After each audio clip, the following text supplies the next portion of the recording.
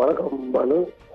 அதாவது சென்னையிலிருந்து சிங்கப்பூருக்கு நள்ளிரவு 12:45 மணிக்கு ஏர் இந்தியா பயணிகள் விமானம் புறப்பட வேண்டும். அந்த விமானத்தில் இன்று 159 பயணிகள், 8 விமான ஊழியர்கள் உட்பட 167 பேர் பயணிக்க இருந்தனர். இந்த விமானம் தொழில்நுட்ப கோளாறு காரணமாக இன்று தாமதமாகி அதிகாலை 2:30 மணிக்கு சென்னை சர்வதேச விமான நிலையத்திலிருந்து புறப்பட்டு சென்றது.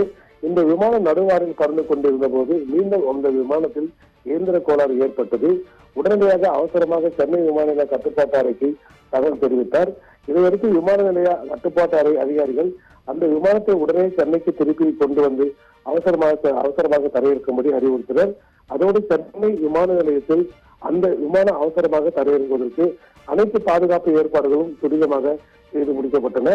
அதன் பின்பு அந்த விமானம் இன்று காலை 4:10 மணிக்கு சென்னை சர்வதேச விமான நிலையத்தில் வந்து பத்திரமாக தரையிறங்கியது. இதையடுத்து விமானத்தில் இருந்த பயணிகள் அனைவரும் விமானத்திலிருந்து கீழே இறக்கப்பட்டு ஓய்வறையில் தங்க வைக்கப்பட்டனர்.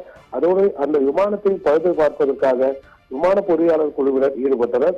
ஆனால் விமானத்தை உடனடியாக பழுது பார்க்க முடியவில்லை. எனவே ஏர் இந்தியா நிறுவனம் மற்றும் விமானம் மாற்று விமானம் ஒன்று ஏற்பாடு செய்து அதன் பின்பு பயணிகளை அனைவரும் அந்த மாற்று விமானத்தில் ஏற்றப்பட்டனர். இதையடுத்து இன்று காலை 7:30 மணிக்கு அந்த ஏர் இந்தியா பயணிகளின் விமானம் 159 பயணிகள், 8 விமான ஊழியர்கள், 167 பேருடன் சுமார் 7 மணி நேரம் தாமதமாக சிங்கப்பூருக்கு புறப்பட்டு சென்றது. இந்த ஏர் இந்தியா சிங்கப்பூர் விமானம் நடுவானில் பறந்து கொண்டிருந்த போது ஏற்பட்ட இயந்திர கோளாறை விமானி தகுந்த நேரத்தில் கண்டுபிடித்து எடுத்த துரித நடவடிக்கையால் விமானம் ஆபத்திலிருந்து தப்பியதோடு விமானத்திலிருந்து 167 பேர் நல்வாய்ப்பாக உயிர் தப்பினர். இந்த சம்பவம் சென்னை விமான நிலையத்தில் இன்று அதிகாலை பெரும் பரபரப்பை ஏற்படுத்தியுள்ளது.